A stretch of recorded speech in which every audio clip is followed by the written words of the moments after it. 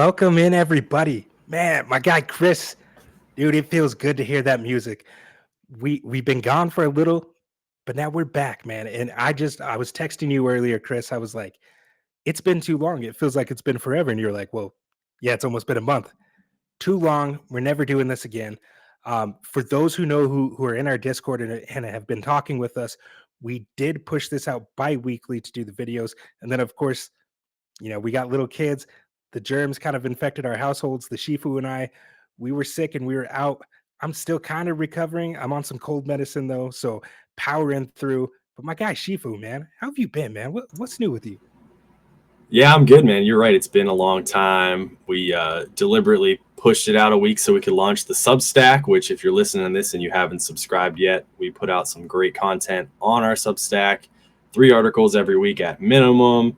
We're doing that every week throughout the season, so definitely good content, and it's stuff that you won't find on the podcast, so great stuff. And we've launched it with our friend Josh, the Shinobi, and it seemed at the same time the Shifu, the Sensei, and the Shinobi were all dealing with sicknesses. So last week was a off week for us. We still got some written content out, but we had to push it out even further because of that fall weather getting to everybody and all of our kids, as you mentioned. So everybody's been sick in the dojo, and we're all back up and ready to go. We're excited about being here to revisit our first episode. We have come full circle. We're back to the belt tiers, and we're starting with wide receivers again. This is our mid-season updates from the very first episode 1 of the dojo. So it's fun to come full circle. It feels like just yesterday and a million years ago at the same time, because a lot has changed in the college football and the Devy landscapes. And that's what we're going to go over today. Yeah, man. Like a lot going on, a lot of risers, a lot of fallers. I do just want to point out, man, like we talked about this. We hit on this in the very first episode about building your rosters through the wide receiver position, right? We said that they are the heartbeat of Devy. And I just love it because the rise of this position group in the 2026 class is just further evidence of that. Right. If you like, we had a combined Devy startup earlier where I got a guy called Germie Bernard in like the 30th round of that draft.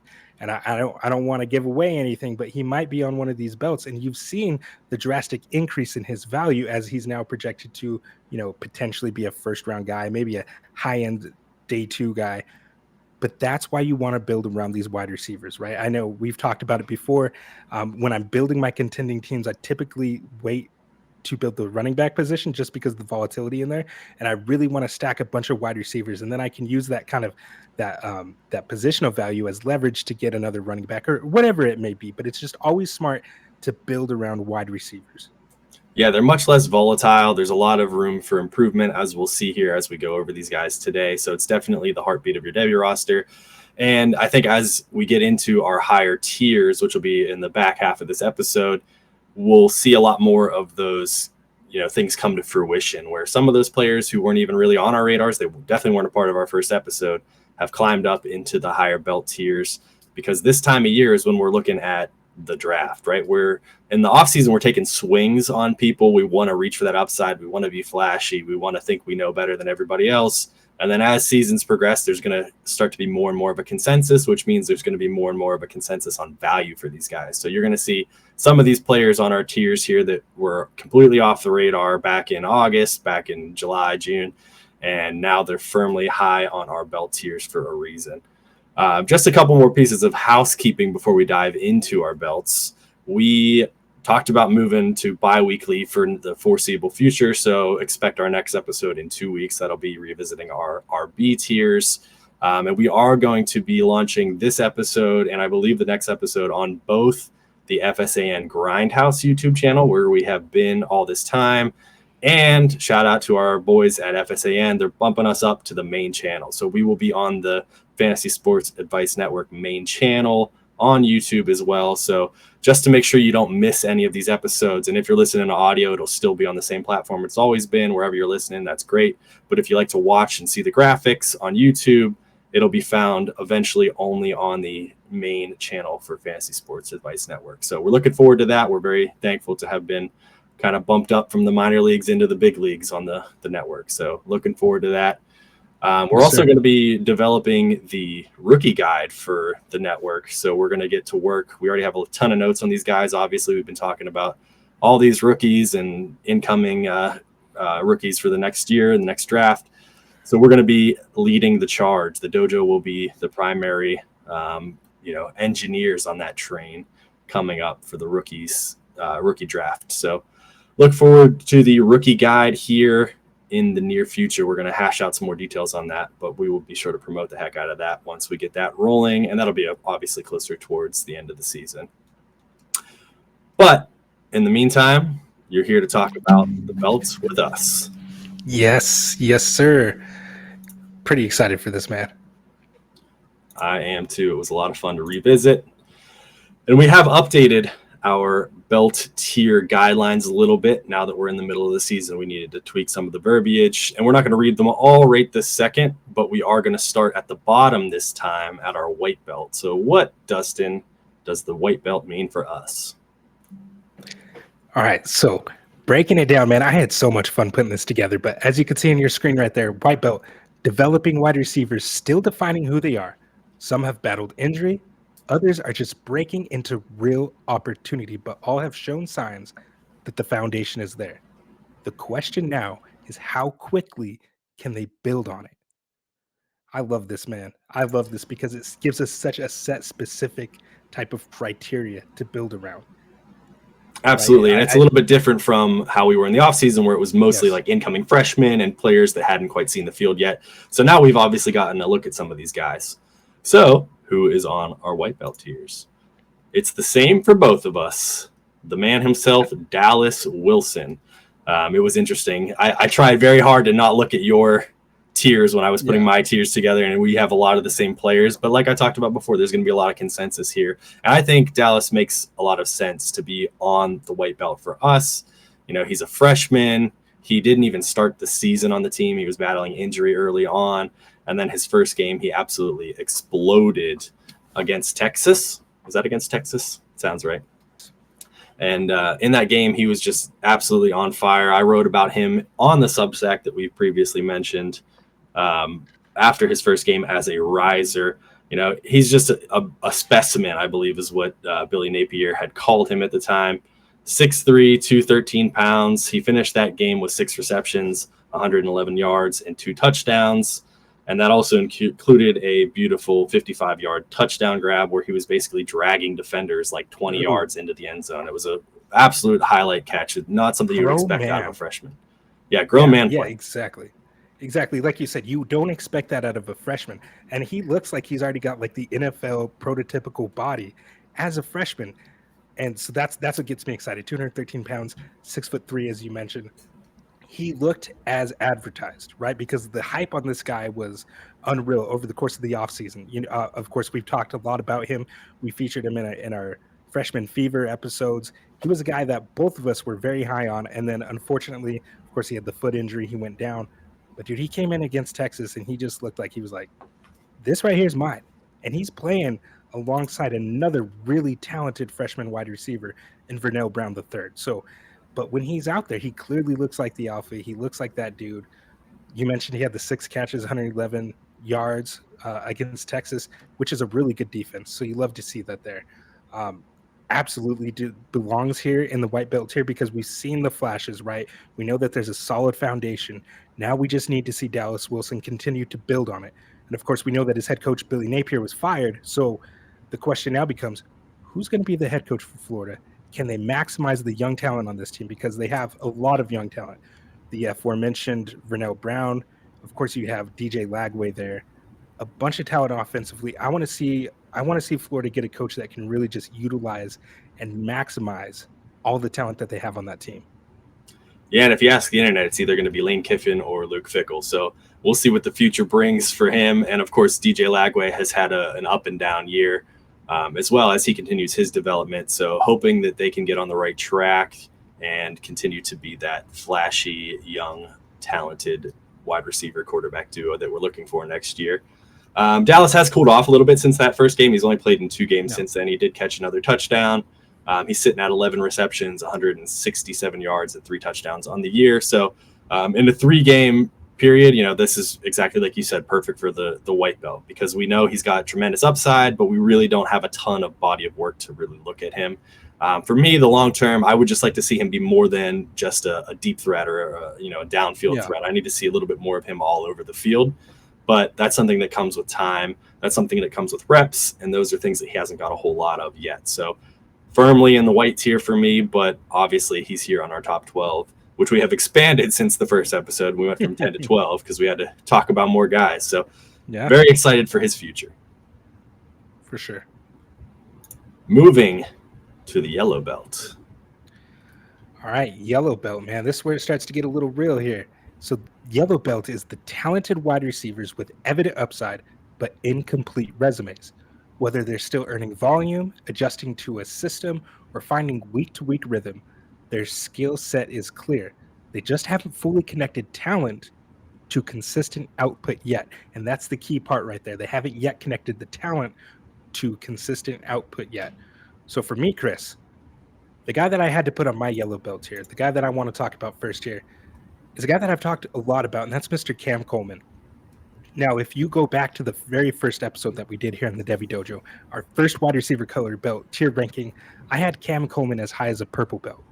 And that a lot of it was based on projection, right? How he ended his freshman season. Going forward, we said, okay, maybe Jackson Arnold hasn't been the best passer, but I think Hugh Freeze can get the best out of him. Obviously, Cam Coleman he's the guy that helped coin the phrase aura at the catch point, because his superpower, as we know, is being able to high point the ball at a outstretched vertically and attack the ball at its highest point and come down with it and make some miraculous catches.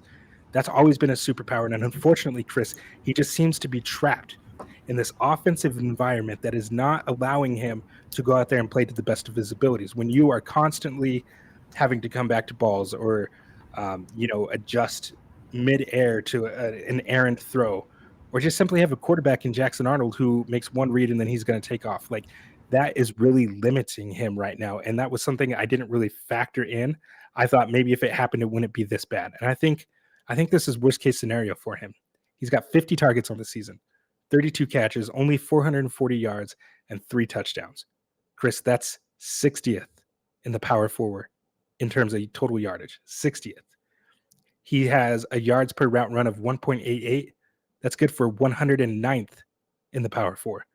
So numbers aren't looking good, but he still remains here because I believe in the talent, right? I think that projecting forward, I think that the talent is there. We just have to see that consistent production as the white belt tier criteria set for us. So what are your thoughts on Cam, man? Does he need to be lower, or is this right? What do you think? So I had him on my blue belt tiers coming into the season back on episode 1. And that's exactly where I kept him. I feel like we've seen enough out of him that there's a stable body of work that has shown that he has talent, but he's still not quite elevated himself to the level of a purple or a black belt tier, largely because of the overall offensive quarterback play. And we've seen that offense come alive when Jackson Arnold is not playing. We talked before about Eric Singleton, and we like his upside. And it just seems like he's been kind of stuck in a stinky offensive situation. Much like you said. So I'm still happy to keep him on my blue tier, as we'll see here in a minute. I like his talent. He had a great year last year. His stats are a little bit behind where he was last year, and I think a lot of that can be attributed to his quarterback. So looking forward to seeing how this plays out in Auburn with Ashton Daniels. Is that his name? Ashton Daniels? Yes. That sounds right. Yeah. He's the one who came in and let Cam Coleman flash a little bit. And then obviously we've talked about Deuce Knight in the past too. It doesn't seem like he's going to get his shot this year, which makes sense. But next year, you don't know who the quarterback's going to be for Auburn and who could necessarily unlock the offense for Cam Coleman. But it seems like this is a nice time to maybe go out and buy him, because this could be the lowest we ever see his value. And that's a good point, right?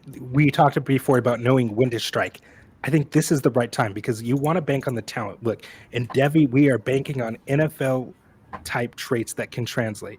He's absolutely got it. He profiles immediately as an alpha. We've seen him do it before. Look, wide receivers are always going to be a little dependent on quarterback play. It just is what it is. You could be the best route runner, but if you got a quarterback that's not looking your way, you're not going to get the ball anyways. So that does matter for him. I mean, at this point, Chris, Hugh Freeze might be the next in line to be fired, right? And then we got like a 9th opening in a Power 4 school, which is just crazy to even think about. Yeah, at this But point in the season, that's kind of remarkable. it really is, man. And we're hoping maybe Ashton Daniels can do it. I don't really have much faith in him. He was transferred from Stanford. He has 21 career passing touchdowns and 20 career interceptions. He's not really a guy that's ever lit the world on fire. So I don't know if that's the guy that can unlock Cam Coleman. Maybe we'll see a performance down the stretch that mirrors last season, where they just start, Peyton Thorne wasn't the best last season either, but he just started chucking it up to Cam Coleman. Like, F it, he's down there somewhere, right? Like, my dog's going to go out there and make a play. So maybe Ashton will be the guy to do that, but I don't know. Yeah, man. exactly. You're right, because it's so tied to quarterback play, and we just need him to get some targets and get some opportunity to show what he can do, because we've seen it before and we will see it again. So he was a little bit higher for me. And similarly, I have Dakorien Moore on my yellow belt tiers. I believe you have him a little bit higher as well. Yes.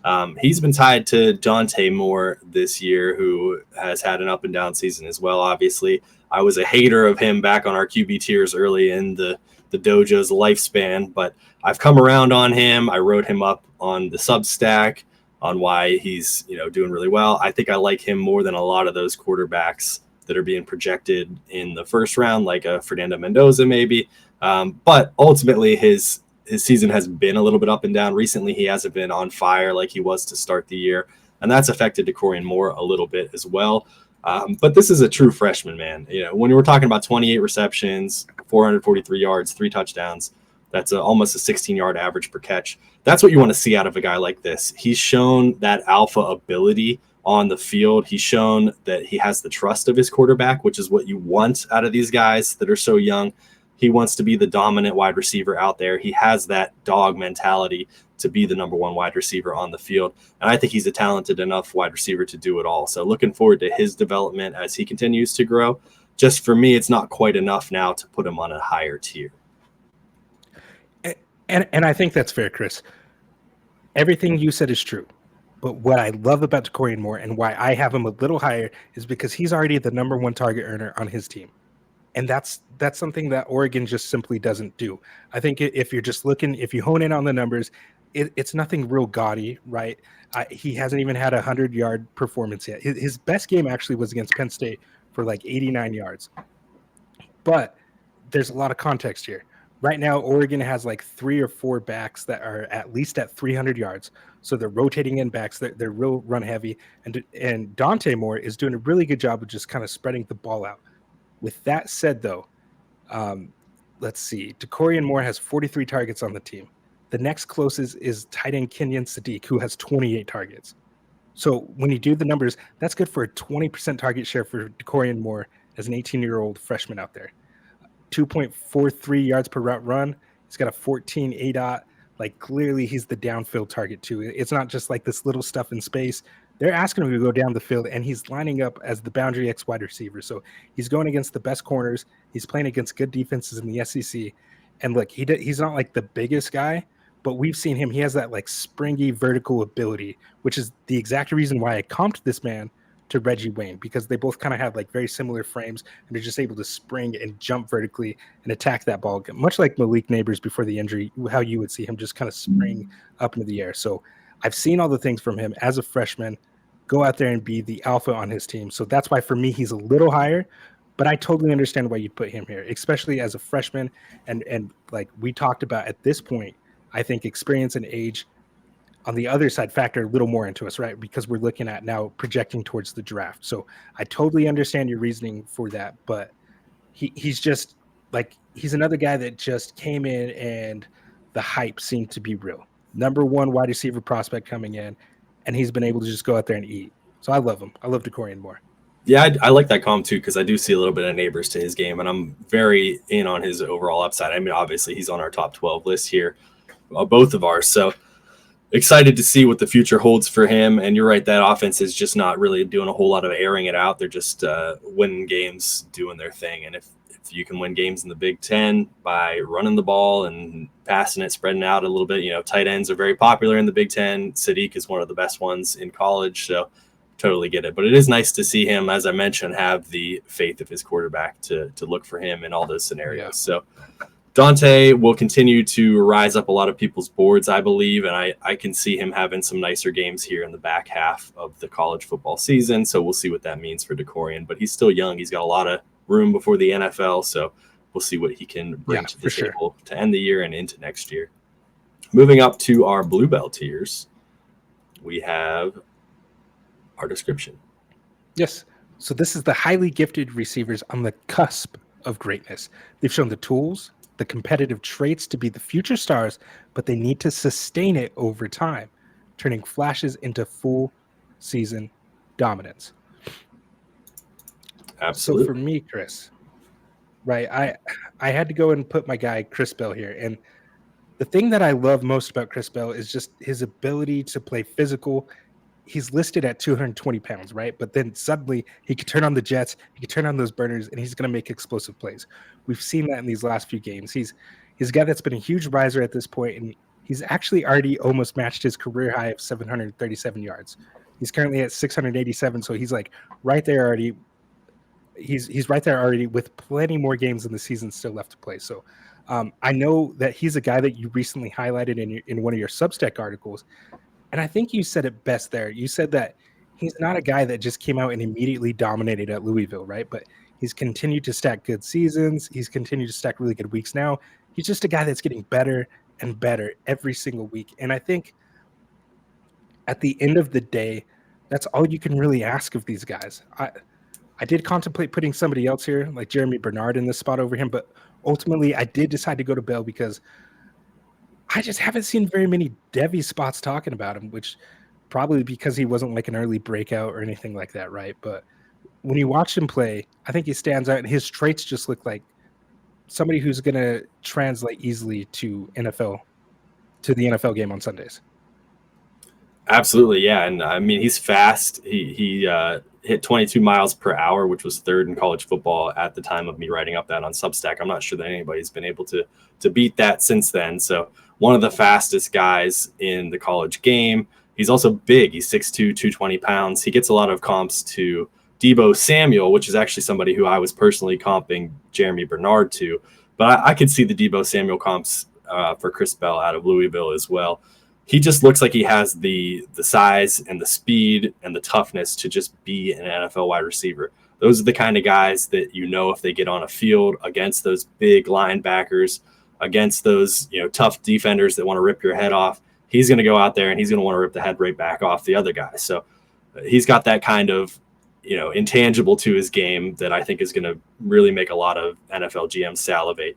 I'm definitely excited to see him, in the right offense. I feel like he's one of those guys, I guess, much like Deebo in that sense, where you can't really plug and play him in any offense. There's some places in the NFL where I could see him just being a wasted talent. But if you get a creative enough mind, and which is the trend for a lot of these coaches, is being an offensive first guy, having these new schemes and trying to dial up new ways to get the ball to their top players. That's the kind of fit I want to see him in. Give him a decent quarterback and a good head coach, and I think he's going to thrive in the NFL level. So obviously he's on both of our blue tiers.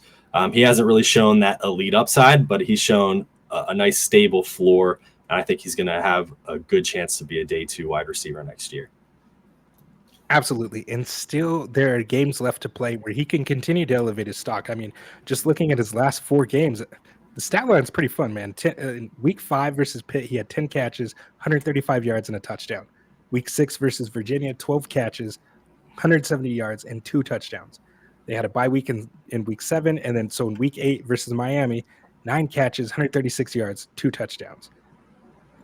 Yeah, and he's shown some talent too, man. Against Virginia, he made that one-handed grab in the corner of the end zone with the defender all over him.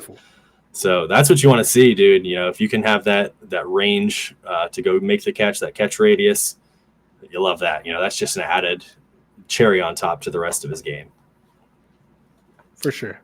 We've talked about Dakorien Moore and Cam Coleman already and kind of why they were on differing tiers for us.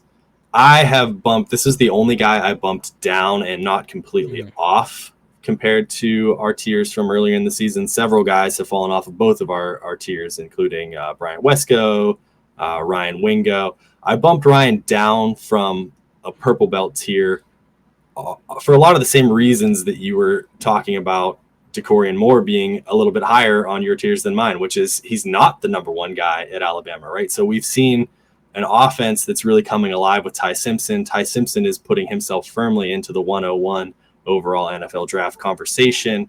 And in the course of all that, we have seen a guy who we'll talk about here in a little bit, Germie Bernard, really be the alpha for him. He's the guy that he's looking for all over the field. And this is no knock at all on Ryan's talent, right? He's phenomenal. You know, we talked about it a million times, how he was so young last year.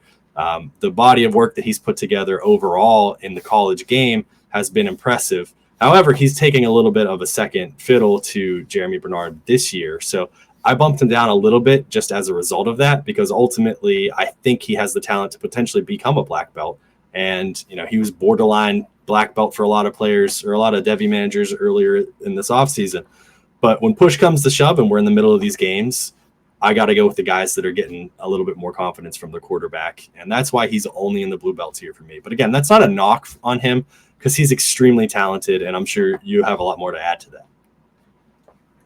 I mean, I can't argue with anything that you said, but you did mention the talent. And that's why I struggled with this one, man, because I thought, is he a guy like Cam Coleman that I need to move down? Is the talent alone enough to justify putting him higher? And for him, I think that it still is. His major issue, though, Chris, and the biggest red flag in his profile is simply the drops. And it's been a problem since he was a freshman last season. He had 7 drops all of last season, and already on this season, 7 drops. So in less than 2 full seasons played, this man has 14 drops. I believe that leads the country or it's close to it. Either way, he's on the wrong end of that spectrum that you want to be on. And it's really tough to see because a lot of these drops come in big moments. I know versus Georgia, he had an opportunity to just house call one. Like there's nobody back there. And inexplicably, he is just dropping these passes that normally he makes. You know, I comped him to Lynn Swan earlier in the offseason because of the kind of that springy vertical ability to just real acrobatic looking catches that he can make, you know, the sideline artistry. I comped him to Lynn Swan, and you still see that, but we're not seeing the spurts of it like we were last season in those big spots. And I think it's another one of those situations where the production for this guy that we were so hyped on and talking about, it just hasn't been there, right? The production is not relative to the expectations. And anytime you see that, you start to see their value in the community start to dwindle. And having said that, I don't think like his Devy value is drained or tanked. I think a lot of people are still kind of where we are. Like the talent's there, so I'm still banking on it. He's still got traits. But at the end of the day, he's still grown into his body. Like you said, he's barely 18 years old. It's going to be 18 years this entire sophomore season. So, like for a guy that really should just be a freshman, just barely getting out of high school, he's already gone on and dominated SEC defenses. So I don't know if it's like a concentration issue for him or what, but he's got to hit the jugs machine, man. He's just got to work on that and iron that out in his game. Because other than that, like he's a weapon. You looked at last season, Chris. He was only running out of the slot, I believe, 13% of his snaps, and now he's up to in like the 20. No, excuse me, he's up to 75% out of the slot. So exactly what we're looking for, what we talked about in the offseason, weaponizing Ryan Williams out of the slot, and it just quite hasn't translated. And a lot of it is probably because Germie Bernard has just come in and he's looked awesome. Germie Bernard clearly has a good rapport with Ty Simpson, and they're just clicking, man. So I get it. I think Ty Simpson might just trust Bernard more at this point because of the big key drops that Ryan Williams has had. And of course, he had the concussion and some other injuries as well. Absolutely, man. Yeah, drops are ugly. We've seen what everybody's been talking about with Brian Thomas Jr. at the NFL level this year. Like drops are just not what you want out of wide receivers. And sometimes it's just a case of the yips, you know, and like you said, he's still young, so it's not something that we're overall concerned about, but it is something to monitor. But drops are like interceptions for wide receivers, right? They're not quite as detrimental as giving the ball to the other team, but a lot of times it just takes the wind completely out of their sails. And you have to have that mental stamina to get over that. And if you have that case of the yips where it's just happening over and over again, it's tough to get out of that rut. So hopefully he can overcome that as he, you know, grows into his game a little bit. Once Jeremy's in the NFL and Ty's the NFL and he's developing a rapport with Keelan Russell, I don't think there's going to be much of a conversation. He's just going to be right back up there. So this might be another opportunity to go out and get him if people are a little bit hesitating on his overall game. Because I don't think that he's taken much of a Devy dip, but you never know. There could be a manager out there who's looking to make a switch up and would be willing to sell him a little bit cheaper than they may have a month or two ago. Yeah, absolutely. I agree. There's one league I'm definitely going to go after him, Chris. So thank you for putting that in my head because I got to go get my dog. I love it. I love it. Malachi Toney is the last one on our blue belt tiers over here on your side, and he was dangerously close to being on my list. He just didn't quite make the cut. But, man, I knew you were going to talk about him anyway, so I wasn't too worried about it. I came this close to ranking him so aggressively on the purple. Like, I wanted to. If you remember when we first came, I was like, I got to put Malachi Toney in the purple. People were like freshman? You know, Josh the Shinobi was like, isn't that kind of high for a freshman? I was like, yes, it is. And that's the beauty of it. Because when I talk about getting my dog, Ryan Williams, this guy, Malachi Toney, Chris, is just a dog. He's out there. I don't know if you've seen the clip I shared. He's got the, game ain't built on sympathy. I love that clip, yeah. I love that. Game ain't built on sympathy, man. He's just out there. He's doing his thing. And what a freshman season this kid's having. We have 2 straight years of a reclassified 17-year-old kid breaking out against legit competition and just straight up dominating. He is 18 now. We know he turned 18 over the course of the season. But week 1 against a really, really good Notre Dame defense, Toney put up 6 catches for 82 yards. 17-year-old freshman breakout. Unlike Ryan Williams, though, and I hate to keep throwing shade at my guy, he doesn't have a problem with drops, man. In fact, he has yet to drop a pass this season. He's explosive with the ball in his hands. That's evidenced by his 353 yards after catch, which I looked it up, and that's 4th best in the Power 4. So to put it into perspective, Makai Lemon has 370 yak. So that's only 17 more yards after getting the catch that Toney has produced so far. Put that in perspective because we talk about what a yak machine Makai Lemon is. So I just love that stat, man. It shows just how good he is with the ball. He's so explosive. I got a few shares of him this last weekend, man, and I'm just so excited because his analytical profile is so tantalizing. And then when you turn on the film, you're like, oh, this guy's out there doing real wide receiver stuff. Like he's running with some nuance out there. And I'm going to save that for a future breakdown on Substack with some all-22 film in there. So make sure you subscribe for free because we're giving you a lot of content like that other services are going to be charging for you.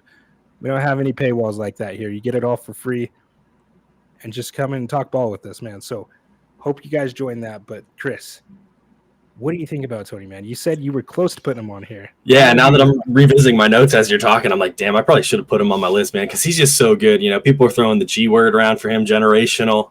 He's very talented. There was early on in the season when he was starting to float on people's radar. I'll probably end up retweeting this tweet on my Twitter at Chris the Cardman. I just had to go pull it up. It was at Receiver School, had a nice highlight of him. Sell the drag, win the whip, where he's just comes across the field on the drag and then cuts out real quickly and gets the ball headed upfield. He's got a lot of that nuance to his game. He looks very, very polished as a route runner. He can fake out defenders, and he's a real threat. You talked about him being a yak threat. He's receiving punt returns as well, and he's got several of them. I don't believe he's taken any of them to the house, but he's got a ton of punt returns on the yards on the year. But it seems like a lot of times his teammates are just getting in his way and kind of stopping him from breaking those big ones. But extremely talented player, definitely somebody who we've talked a couple times now about going out to get him. Before this drops, I'm going to send out some offers for him on some teams. I'm sure that you have several shares of him, but I got to go get a share or two of him. Yeah, I drafted him in a couple spots just because not even late, just over the course of the offseason, like out of Miami, you were hearing in spring camp and things like that, you were hearing whispers about this dude, like, hey, this freshman's out here dominating. And of course, you and I are both the same. I really pay attention to that stuff. And when you take your stabs in the offseason, you can find gold. And I really feel like I struck gold on Malachi Toney because, I mean, he's done everything that you want. He's done everything that I'm going to look for in a wide receiver that I think can project and be one of those first-round guys. Now, of course, we have to wait a while. He's not eligible for a few more years now. But, like, that breakout is big to me. He doesn't have the biggest frame, but he's not really small like a Mario Cravers or anything like that. And I think he's another guy that he can build up, some of that play strength and just things like that. But his route running is really what gets me. You talked about selling the drag and then hitting the whip. That route was so crisp, man. It was stopping on a dime, no wasted motion. dip of the hips, just everything. He totally made that corner bite on the dragon, just whipped right out. Now you got miles of separation. And it looks like on the broadcast version, you're like, oh man, that guy's wide open. Nah, dog. He's open because of his route running. And so love to see that from a kid that was in high school not that long ago. It really is incredible. Absolutely. And it's exciting because, you know, Miami's everybody's favorite team to project a quarterback to transfer to. And it's like, who could be throwing him the ball next year, right? I saw our friend Kevin from Devy Royale posted on his Substack this week. Maybe Lenora Sellers, you know, he could potentially go to Miami. He thinks that's probably his best opportunity. I think Lenore's is probably going to come out just because there's going to be so much hype around him potentially being a top 5 pick. It's hard to pass that up when you're a kid like him, but you never know. I mean, he's been loyal to South Carolina, but imagine giving a talent like that to Malachi Toney. Oh boy. Yeah. So we'll see who's going to be thrown to him next year, but the sky is the limit for this kid. Absolutely. We're going up to our top 2 belt tiers now with the purple belt. Yes, sir. Excuse me. I had to cough a little bit there, but purple belt, man.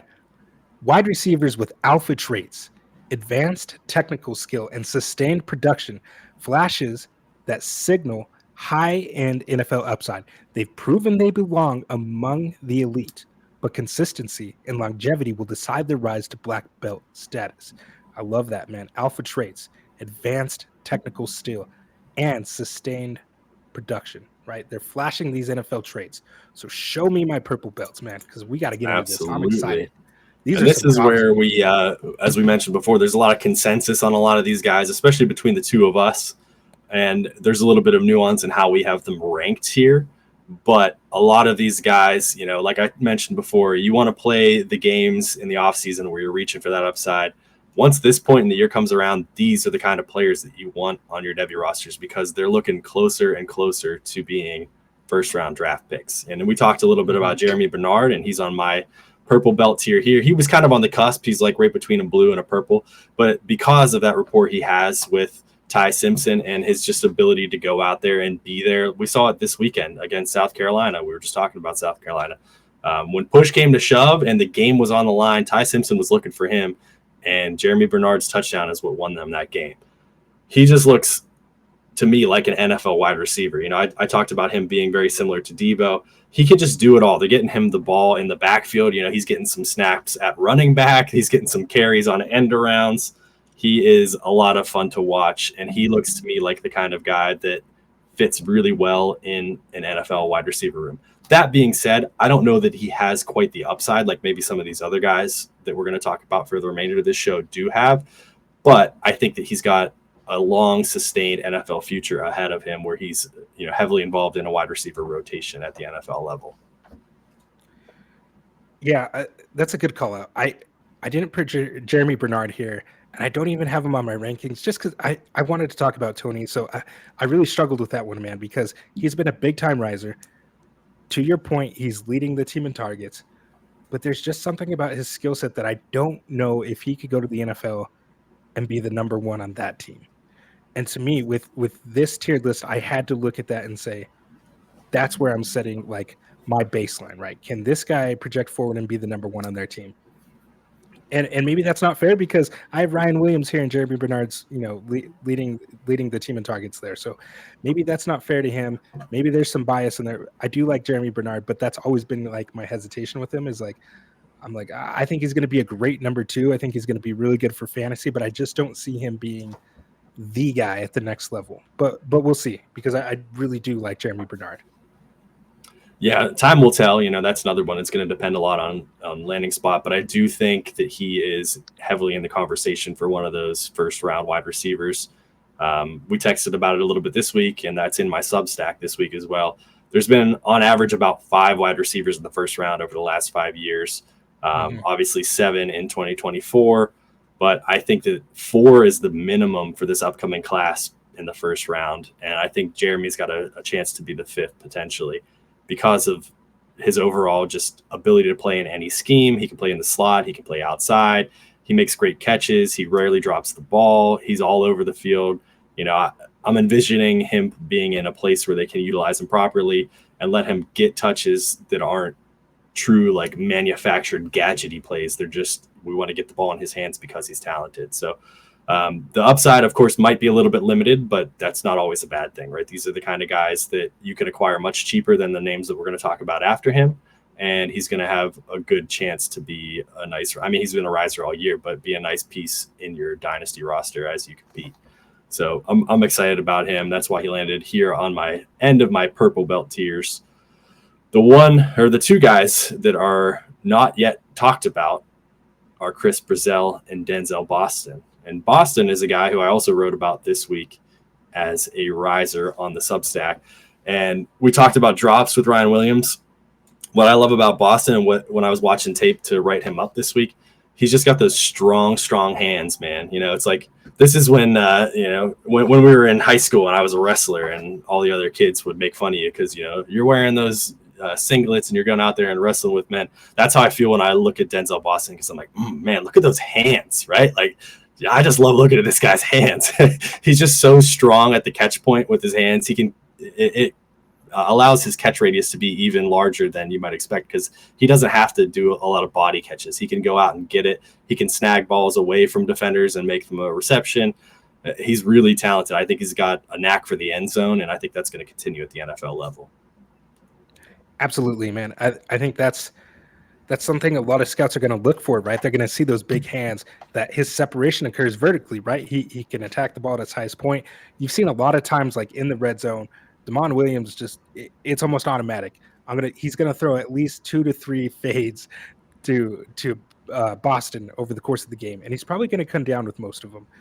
I mean, just this last week, dude, 13 targets, 10 catches, 153 yards, and a touchdown, and he threw for a touchdown too. So it just shows that he's a weapon out there too, right? Like, I don't think Jed Fish is really known as one of the most creative guys offensively, but he's putting this team in these situations to go out there and show, like, I got a weapon. I know it's Denzel Boston, Damon Williams, and Jonah Coleman are the offensive engine that drives that team, right? Just looking at his targets, Boston has 69 targets on the season, and the next closest on his team is freshman Desmond Roebuck with 29. So literally 40 more targets more than the next closest wide receiver on his team. It's just incredible. He's literally the definition of an alpha on that team to me. And you talk about like fantasy gold mines. If you got a guy that on the goal line, when they have a guy named Jonah Coleman back there that could easily run it in, but they're like, no, I think it's like 70% chance that if I throw it up, this guy's going to come down with it. It's incredible. And you get those points on your teams. There's a lot of good things to say about him, man. He's just so much fun to watch. And he's another big riser for this class. Like, he's another guy that many are anticipating to be one of those first round wide receiver picks. And who, just like we all thought, right? In the offseason, did we not say the wide receivers are going to be the best position group in this class? No, we said quarterback, right? That's what we quarterback. Thought. We were very high on the running back class too, and that's we'll get to that next time we're here at the dojo on podcast form. But yeah, the running backs haven't been as good as we expected. So this is for me the strength of the upcoming class in these rookie drafts. I just did one with my boy SC on Devy Dojo, and I believe we took six wide receivers in our first round mock. So very wide receiver heavy as we're predicting the future, as we can do so well. Yeah. Shout out to Amir who watches the show, and he's really active in the Discord. He's been saying that for a minute, and I pushed back in some of our talks there in the Discord. I pushed back a little bit earlier in the season. It's like, I don't know about that, man. I see the big three, and then we'll see after that. Man, I mean, dude knows ball, of course. He's in our Discord, but it's looking like that's more likely, right? I think it's more than likely that we see 6 wide receivers taken in the first than just 3 or 4. So, absolutely, yeah. And I have him just a touch behind Chris Brazzell on my personal rankings. Sure. I like Brazzell a whole lot. I think he's got a better chance of being a first-round pick. I think there's probably a good likelihood that they're both first-round picks. But Brazzell is a guy who I wrote up on the Substack for a riser a couple weeks ago, and you just did an entire profile on Substack of him this week. I really like him, man. I mean, he's got that tall, lanky frame and that fast speed. Those are the kind of guys, we talk about freaks lists. Those are the kind of freaks that I want to see out there performing well, and he is doing exactly that. And as I noted in my write-up, he's just playing in a very pro-like game right now. So the Tennessee offense has been much more nuanced this year than it has been in the past. He's being utilized all over the field in appropriate ways, and he's even seeing himself get double and triple covered now because other teams are starting to recognize how much of a threat he is. So when that's happening at the college level, you know you got a good thing going. Yeah, absolutely, man. And I did do the full profile on him, so I don't want to say too much because a lot of that's in there. Go ahead and check it out. I put a lot of work into it, broke down small 22 film on this guy. And the most impressive thing, Chris, is just his route running. For a guy who's 6'5", he's out there running routes like a little man. You know, he breaks off press coverage at the line with some of his release packages. When he gets that inside leverage, he's really good at, planting that foot, dipping the hip, and then just hitting that outbreaking route. Gets a lot of separation, man. He had the corner on his heels, man. He had him all turned around. And on the outbreaker, just able to get the ball in his hands, separation that he's able to get with his route running, and then, of course, just vertically. Right, at 6'5", he can go up and attack the football. You mentioned earlier in the season that intelligent wide receivers, how you grade intelligence on these wide receivers is, are they going to come back to the football? And in Georgia, of course, we saw his quarterback, just Joey Aguilar, severely underthrow a pass where he was wide open. Dude had like several steps on the defensive back. Joey Aguilar severely underthrew him. He was able to come back, somehow extend his hands and catch the ball. The defender falls down. He keeps his balance, puts his hand down, keeps balance, and then just jogs into the end zone. Like it's easy for him. And that's so exciting for a guy at that size to have that skill set. I think we're barely scratching the surface with what this guy's able to do. And on the season, Chris, he's already got 42 catches, 729 yards. That's second in receiving yards only to Makai Lemon. Makai Lemon has 758. He's tied for second in the Power 4 with 8 touchdowns, same as Jordan Tyson. So you consistently see Chris Brazzell's numbers around not only the best in the country, but some of the biggest names in the 2026 NFL draft. So that's why I specifically mentioned those players, because we're talking about them pretty consistently. Man, statistically, he's right there with them. On the field, like he just looks like a big tree out there, this big dominant force. I'm excited, man. If he goes to a good spot that could really maximize his value, like his skill set, man, it's up. It's up for this dude, because I think he's him. I completely agree. I think you touched on it, but I think he probably has the most untapped potential of any of these wide receivers on this list that we're going to talk about today. He's just in the right scheme. He's got nothing but wide receiver one, true elite talent at the NFL level if he gets into the right fit at the NFL level. So I'm excited for him, man. I want to see where he ends up, because it could be, maybe he goes to the Jets and then we're all crying for the rest of eternity, but we'll see. Oh, don't do that to me, Chris. But I mean, it's a good point. I'm trying to break the stigma around him, because I think the reason why his value stayed so low, because he's having a hell of a season, Chris. Statistically, he's having one of the best seasons. Statistically, he's having a Biletnikoff-worthy season. But there's just the stigma, of course, around the Tennessee offense and what they're doing. And you touched on it earlier when you talked about him. They've run to more pro-style shifts, right? There's an NFL heartbeat in this offense. And I think scouts are just going to look at that and salivate and say, wow, he's already running an NFL-level offense with real NFL concepts, and he's winning against some of the best in the SEC, like Georgia, right? So love to see it, man. I could talk about him all day, man. I wrote a pretty good-sized article on him already. Absolutely. So without further ado, we will go up to our black belt tier. Yes, sir. So black belt here, the last one, the rare wide receiver who now combines elite film traits with verified college dominance, high-end production, explosive athleticism, and a clear path to NFL wide receiver one ceiling. These are established cornerstones of the Devy landscape. So let's get into our cornerstones.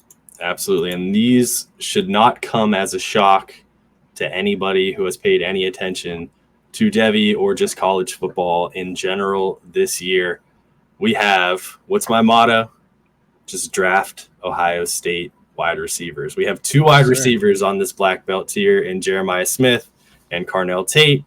And then fitting right in between them is Makai Lemon and Jordan Tyson. So which one do you want to dive into first, my friend?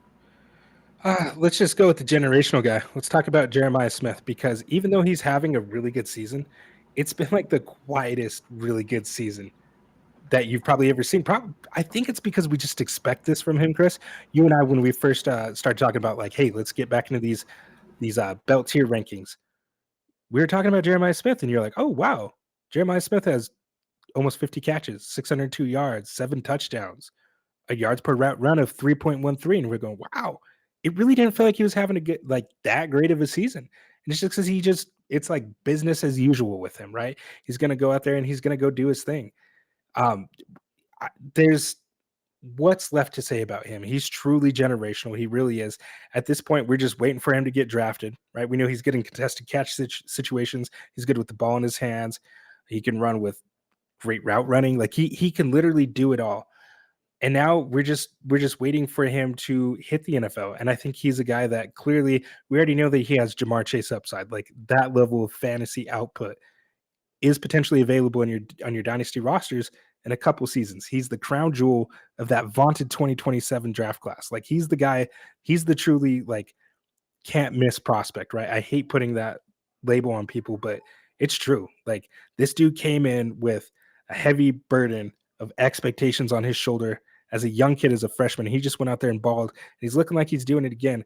He's got on his team Carnell Tate right there, a guy that we project to be a first rounder on his team, and he's just out there dominating, man. Like you got to get the all 22 on this dude because it's just incredible. Watch some highlights. Absolutely. Yeah. I mean, you said it exactly. Like I almost expected Carnell's numbers to be better than Jeremiah's just because of the buzz, but they're not. You know, he has more receptions. He has more yards. He has more touchdowns. The only thing he doesn't have is a better yards per catch, which, you know, who cares, right?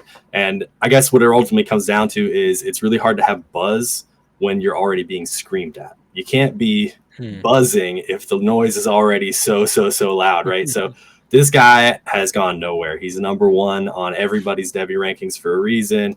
He is going to stay there until he makes it to the NFL, in which case, if you were lucky enough to have him on your Devy roster, you can finally reap the reward. So not much else to say about him. He remains the gold standard for us here in the Devy landscape.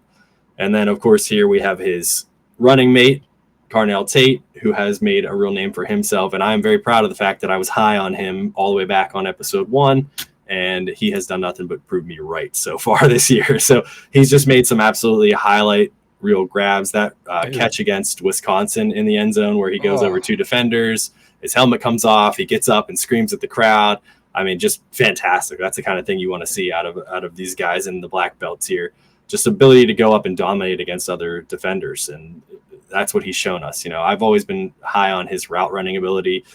As we mentioned, his ability to work back towards the quarterback, but his ability to just have a good knack for the field. Like he can carve up defenses. It seems like he's good on his feet, and he can really get around defenders and find open slots in different coverages. So I'm excited to see what he continues to do for the remainder of this year. It looks like Ohio State's going to keep stomping the heck all the way to a national title game again, and probably going to start that run again here this week against my Nittany Lions, who we didn't even mention it at the top of this episode, but since the last time we've recorded, everything has gone wrong for the Penn State Nittany Lions.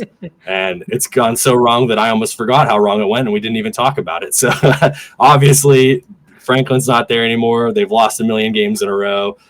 It's ugly, and it's going to be ugly again this weekend, I think, but you know, we'll see. At least I could sit back and say, I got shares of Carnell Tate on Devy. I'm happy. Hey, that makes it easier, man. Like right. that hedge your bets a little bit. Yeah, you know, it helps ease the pain a little bit because you're like, look, I got so much Carnell Tate because my name's the Shifu, and I was telling everybody back in June to get as much Carnell Tate as you could. And I hope you listen because he's looking really good. He's a lock for first rounder, in my opinion. He reminds me a lot of like Emeka Egbuka in how he wins with his route running and just his versatility. Man, he's got 100% contested catch rate on the season. I mean, 3 out of 3, right? But you talked about that play versus Wisconsin. What a throw by Julian Sand, by the way, with several defenders there around him, dropped it over them right in a bucket, dude. The back of the end zone, he made the play. It's incredible. He's been doing that all offseason, and it's just Ohio State looks like a wagon. They got a wagon of 5 stars. Next year, they're going to add Chris Henry Jr. to the mix too. to go Crazy. along with Jeremiah Smith. Quincy Porter's still there. Mylan Graham. They got Bo Jackson in the backfield, a.k.a. Lamar Jackson. Right. Don't get me down that road. What a name, Chris. yeah. What a guy. What a guy. But yeah, I think everybody on this tier is a locked-in first rounder. Would you agree with that? I completely agree. And between Lemon, Tyson, and Tate, we have them all in the same order here, in that order. But I feel like it's kind of take your pick. They're all very, very close. It's all, for me, if we're looking specifically 2026 rookie drafts, it's a tier with these three, and it's kind of pick your poison right now before we know where their landing spots are. I think we'll get into it, but I think Tyson and Lemon are just a little bit higher than Tate personally, but I don't, if somebody wanted to argue that Tate was ahead of either of these guys, I would not argue with them. Yeah, they're the big three in this class, and you can't argue against it. The numbers say it. The film confirms it. These are the top three. And then the order of the others, we'll see over the course of the season how that plays out. But as of right now, these are the top three. And I'm so proud of my guy, Makai Lemon. If you go back to our original episode, I was very critical of him because I wasn't sure how he was going to play. He played a lot out of the slot. And my concern with him was that he was going to be relegated to that type of role. Well, I didn't know that the dude was putting in some serious work in the offseason, gained a little bit of weight. He's very versatile now. He's actually running 70% splits out wide. 70% in the slot and then 30% out wide. So that's a big jump because he was only running out wide 13% last season. So you've seen that jump. And I think for his translation to Sunday, that's going to be huge. Because if he goes to the right system that's able to maximize him out of the slot, out wide, using creative packages like Lincoln Riley's doing, then I think you're going to see the best from him. But he's got a power forward leading 758 receiving yards in the season, 6 touchdowns, 3.64 yards per route run, which is just incredible. He's having a Blitnikoff-worthy season. He's doing it all for my Trojans, and I'm just so proud of the guy. And I couldn't be happier that he proved me wrong because he's not just a slot-only guy. He really can do it all, and he's a dog out there, man. Yeah, he's drawn a lot of comparisons to the sun god Amon-Ra St. Brown, and at first I was like, let's not quite go to that level. But after seeing what he's done this season, I think that's a fair comp, man. You got to put him there, right? Because he's shown that exact same kind of big slot savvy that he can play all over the field, and he can use his leverage against defenders that are a little bit smaller than him or similar size to him, and he can go up there and get it away from them. So he's just all over the field, a walking highlight reel this season. Easily the number one wide receiver for the class for me. But like I said, it's a 3-tier thing that could change by the end of the year. But Tyson, I think, was the one that we both had higher for this upcoming draft class coming into the year. There's a reason that he's right here behind him too. So as we see the season progress and we see a little bit more out of Arizona State, who's had a bit of a rough go lately, we could see Tyson get utilized more and more and end up seizing the throne, maybe winning a Blitnikoff and then taking that from Lemon. But as it stands right now, which is what we're here to talk about, Lemon is pretty firmly the wide receiver 1 in this class for me. Yeah, you can't argue. You can't argue either or. Like you said, it's pick your poison. Jordan Tyson, though, man, I have such a special place in my heart for this kid. Just how he's bounced back from the injuries, of course. He had a really, really good season last year, but he's already on pace, Chris, at 628 yards. He's on pace to smash those numbers last season. He had a little over 1,100 yards and 10 touchdowns. He's already at 8, almost at 700 yards already. And he's doing this with an Arizona State team that it's not performing up to the standard that they set last season. Sam Leavitt he's regressed a little bit. He's been hurt too. I think he's going to be out this next game as well. So, but with that said, Jordan Tyson is still going out there and he's still producing. He's clearly the number 1 on his team. I don't have the numbers in front of me, but I was looking at it earlier and he's dominating the target share again. So, I mean, when everybody in the stadium knows who the ball is going to go to and he's still winning on his routes, when he's still making those contested catch, when he's winning at all 3 levels of the field, that's just how he's him. He's one of those guys. Like he's one of them ones, right? He's going to go to the draft. He's going to be a top pick. I hope that he goes to a team where he could be like the lead guy right away. Like on PFF, I've been doing a lot of NFL mocks and I keep taking him. It's like easy button for the Titans, which Titans are a little higher now, but where I was selecting around 4 or 5, 6, I was like, man, smash Jordan Tyson right there. Give Cam Ward a legit number 1 target. Yeah, that would be awesome. That would be a fantastic landing spot for him. And you said it, he's had a great year last year. He's on pace to smash those numbers. He had 10 touchdowns last year. He's already got 8 this season. He had over 1,100 yards last year. He's on pace to beat that this year. He had 75 receptions. He's already got 57 this year. So as the season finishes out, we could see him, setting career highs for himself and really putting a stamp on the year to make himself be potentially the number 1 wide receiver taken in the NFL draft next year.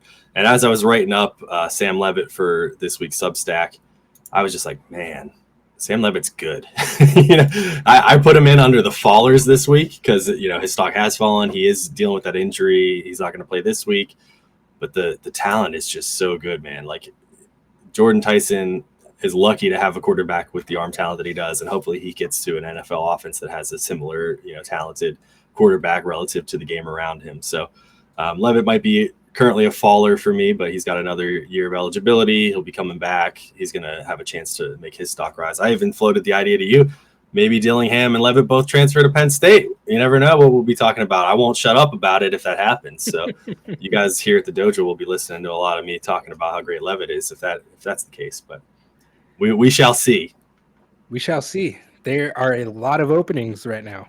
I think we're at 6, 7, something like that in the Power 4 alone. It's crazy, man. The Florida Jobs LSU, they're opened up. So we'll see, man. That'd be a cool package, though. But look at us, Chris, man. We went through about an hour getting you out on time. We smashed it like we never left. Right on pace. Smashed it like we never left, man. But that's going to do it for us today here at the Devy Dojo. Thank you once again for tuning in. We missed you. We're glad to be here. Like we said, we are being pushed out to the main channel. It's going to be played here on the Grindhouse and on the main FSAN channel podcast. It's going to stay the same. In the description of this video, I'm going to drop a link to our free Discord. I'm going to drop a link to our free Substack. All the things that we're doing for free. As I mentioned before, man, a lot of communities are going to make you pay a paywall, subscribe to Patreon. We're not doing all that, man. Just come join the community. We got a great group of just certified ball knowers in there. We're bouncing ideas off of each other all the time. We're running Devy mocks. We're running NFL mocks. We do a lot of cool stuff in there. So come join the fun. Come support us. And if you enjoyed this episode, as always, give us a like, subscribe, and we will see you next time at the dojo.